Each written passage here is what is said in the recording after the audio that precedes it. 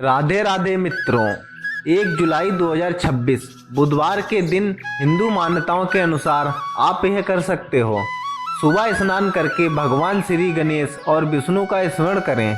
यदि संभव हो सके तो हरे रंग के वस्त्र या रुमाल धारण करें और गाय को हरा चारा खिलाना बुधवार के दिन बहुत ही शुभ माना जाता है।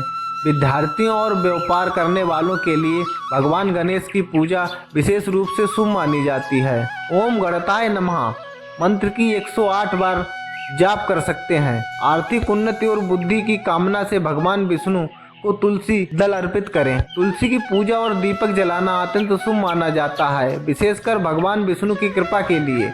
पीपल के वृक्ष को जल अर्पित कर प्रणाम करना भी शुभ माना जाता है, यदि आपकी पारिवारिक परंपरा में यह प्रचलन हो। आज हम एक ऐसे विषय पर मनन करेंगे जो हर साधक के जीवन से जुड़ा है। बहुत से लोग पूछते हैं, मैं भगवान का नाम लेता हूँ, पूजा करता हूँ, फिर भी मेरे जीवन में दुख क्यों आते हैं। यह प्रश्न नया नहीं है, युगों से भक्तों ने इसे पूछा है।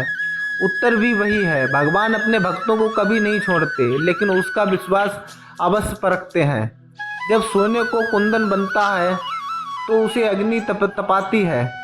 जब मिट्टी का घड़ा बनता है तो उसे चाक पर घुमाया जाता है। उसी प्रकार जब भगवान किसी जीव को आत्मिक रूप से ऊंचा उठाना चाहता है तो उसके जीवन में ऐसी परिस्थितियां आती हैं जो उसे भीतर से मजबूत बनाती हैं। कृष्ण पक्ष इसी साधना का प्रतीक है। जैसे जैसे चंद्रमा की कलाएं घटती हैं, वैसे वैसे साधक को अपने भीतर के दोषों को कम करने का प्रयास करना चाहिए। क्रोध कम हो, लाभ कम हो, अहंकार कम हो, दूसरों की निंदा कम हो और भगवान का स्मरण बढ़े। यही कृष्ण पक्ष का वास्तविक संदेश है।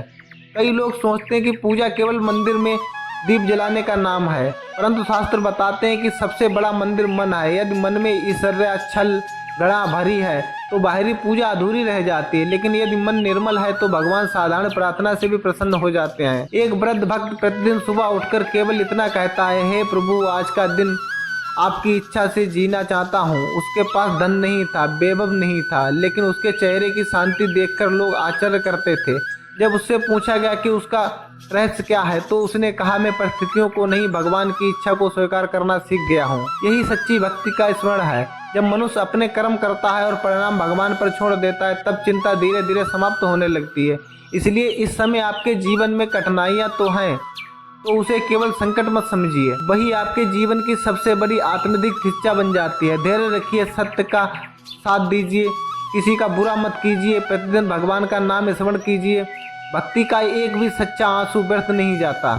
आइए आज संकल्प लें कि इस कृष्ण पक्ष में अपने भीतर के सारे दोष को छोड़ना अवश्य का प्रयास करेंगे। भगवान के नाम नियमित स्मरण करेंगे। यही साधना धीरे धीरे जीवन को बदल देती है। राधे राधे।